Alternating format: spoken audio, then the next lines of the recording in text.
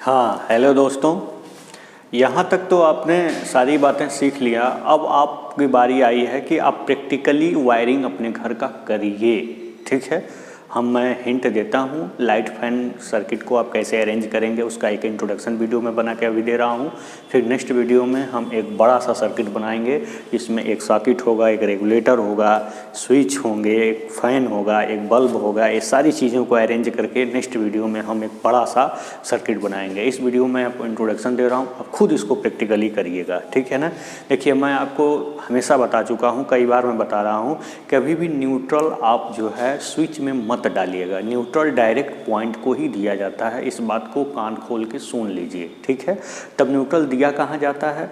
Neutral अगर board में जाना है तो केवल और केवल सॉकेट में जाना है, जिसमें 3 पिन होते हैं। ठीक है, एक अर्थ का होता है, एक फेज का होता है, एक न्यूट्रल का होता है। ठीक है, अर्थ का पिन बड़ा क्यों होता है इसको हम आगे बताएंगे। ठीक है,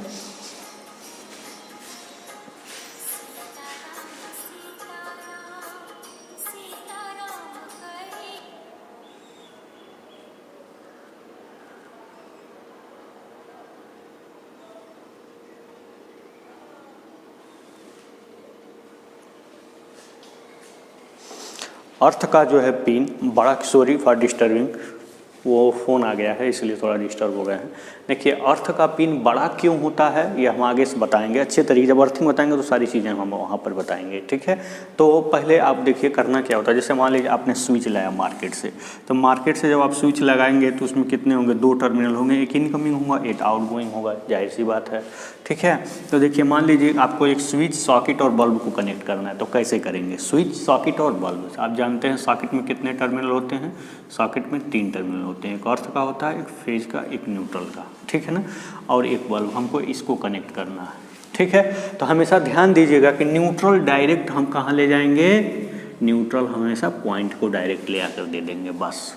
ठीक है ना, लेकिन अगर हमें सॉकेट भी है तो हम सॉकेट से होकर ले जाकर देंगे। ठीक है ना, सॉकेट भी है तो पहले हम सॉकेट में ले जाएंगे। ठीक है, फिर सॉकेट से होते हुए न्यूट्रल को हम पॉइंट को दे देंगे। इस बात का ध्यान दीजिएगा, ये न्यूट्रल पॉइंट है, ये आपका क्या है? फेज पॉइंट है। ठीक है, अब देखिए जो इनकमिंग होता है आपका फेज वाला टर्मिनल, आप इसको ऐसे दिखाइए, चाहे आप इसको ऐसे दिखाइए, बात एक ही हो। तो फेज वाला ऐसे जो होता है, फेज यहाँ तक आ गया, पत्ती उठी हुई, जब स्विच ऑन करेंगे पत्ती सटेगी तो नहीं फेज आगे जाएगा। आगे जाएगा तो यहाँ से हमको सप्लाई किसी न किसी को देना है, तो हम इसको किसको दे दें? सॉकेट को दे दें। ठीक है ना, लेकिन अब हमको क्या करना है? इस सॉकेट से, इसी स्विच से हमको क्या करना है? यहाँ सॉकेट को कंट्रोल करना है, तो यहाँ से सॉकेट को कंट्रोल कर दिए। लेकिन अगर हम दूसरे के स्विच से बल्ब को कनेक्ट करना चाह रहे हैं तो एक स्विच और लगाएंगे यहाँ पे। नहीं तो आप चाहें एक ही स्विच से दोनों ऑपरेट कर सकते हैं। ठीक है, यहीं से फेज उठा कर दे दीजिए, दोनों ऑपरेट हो जाएगा। चाहे यहाँ से फेज उठा कर दे दीजिए, तब भी ऑपरेट हो जाएगा। ठीक है ना, तो लूपिंग सिस्टम है।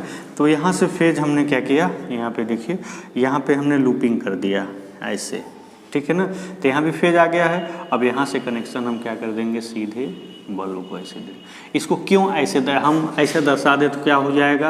अब बार बार हम ऐसे दर्शा रहे हैं तो क्या मतलब है इसका? ध्यान से देख, किताब में तो ऐसे ही दर्शा दिया है।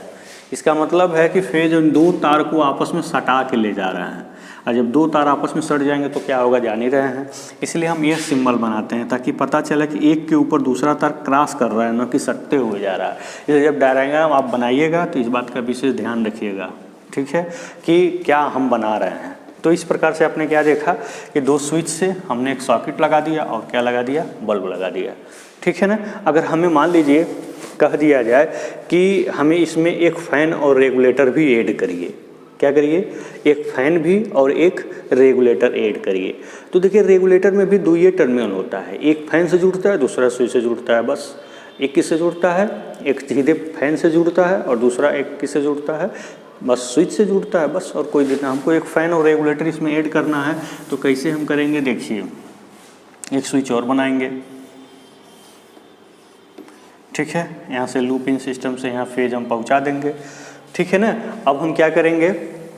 हमें एक फ़ैन को कनेक्ट करना है एक रेगुलेटर के साथ, तो यहाँ रेगुलेटर लगेगा। रेगुलेटर में 2 टर्मिनल होंगे, एक आपका ऐसे किससे जाएगा? स्विच से जाएगा, और दूसरा आपका किससे जाएगा? यही है आपका क्या? फैन जिसके 2 टर्मिनल हैं, ठीक है ना। फेज मिल गया। अब न्यूट्रल तो डायरेक्ट ही जाता है, ये तो आप जान ही रहे हैं। न्यूट्रल यहाँ तक आया हुआ है, यहीं से हम क्या कर दें, लूप कर दें, ठीक है।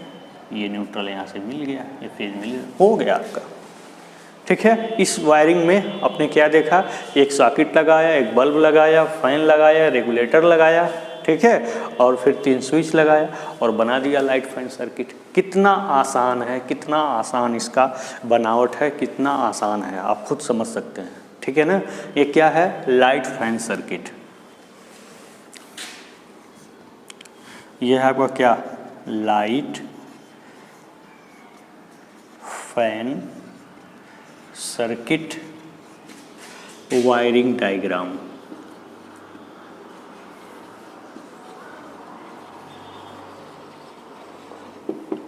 हमको लगता है आपको आसानी से समझ में आ गया होगा। अगर कहीं से कोई दिक्कत हो तो आप हमसे कमेंट करके पूछ सकते हैं कि आखिर कहाँ आपको समझ में नहीं आया है, ठीक है। ये आपका अर्थ वाला है, ठीक है। हमने न्यूट्रल यहाँ पे दिया, यहीं से लूप करके न्यूट्रल यहाँ दिया, यहाँ से लूप करके न्यूट्रल इसको दिया, ठीक है। फेज हमने क्या किया, स्विच के माध्यम से दिया सबको, ठीक है। फेज ऐसे स्विच के माध्यम से सबको दे दिया और न्यूट्रल डायरेक्ट दे दिया। बस यही 2 चीज़ है, ये इसमें फेज और न्यूट्रल में समझना क्या है बहुत ज़्यादा। रेगुलेटर है, 2 टर्मिनल होते हैं, एक जो है आपका, एक 2 टर्मिनल होते हैं इसमें भी, एक जो है फैन को जाता है, दूसरा स्विच को जाता है। बस अब इसी को हम घटाएंगे बढ़ाएंगे, बीच में रेसिस्टेंस होता है, वो कहानी अलग की है, ठीक है। तो ये चीज़ें आप अच्छी तरीके से समझ गए होंगे कैसे लाइट फैन सर्किट का वायरिंग डायग्राम आप बनाते हैं। तो यहाँ इंट्रोडक्शन भी हो गया और लाइट फैन सर्किट का वायरिंग डायग्राम भी हो गया, ठीक है। किताब में इसी फैन को यहाँ ऊपर करके बना दिया, तो उससे आप घबराइए मत, ठीक है। तो ये आपका मल्टी लाइन डायग्राम मैंने डायरेक्ट ही बना दिया, ठीक है, बिना योजना के। तो हम योजना चित्र बना करके हम मल्टी लाइन डायग्राम बनाएंगे। अभी तो ये रफ डायग्राम समझ लीजिए, ठीक है। नेक्स्ट वीडियो में आप देखेंगे हम कैसे योजना चित्र बनाएंगे, उसके बाद हम मल्टी लाइन डायग्राम बनाएंगे। लेकिन यहाँ आपने क्या किया, डायरेक्ट, क्योंकि अब पढ़ते सीख लिए ना, आप घर में भी आप वायरिंग कर सकते हैं, अच्छे तरीके से कर सकते हैं, ठीक है। ओके, इसको हम बोलते हैं लूप इन सिस्टम वायरिंग का। ओके, थैंक यू, धन्यवाद।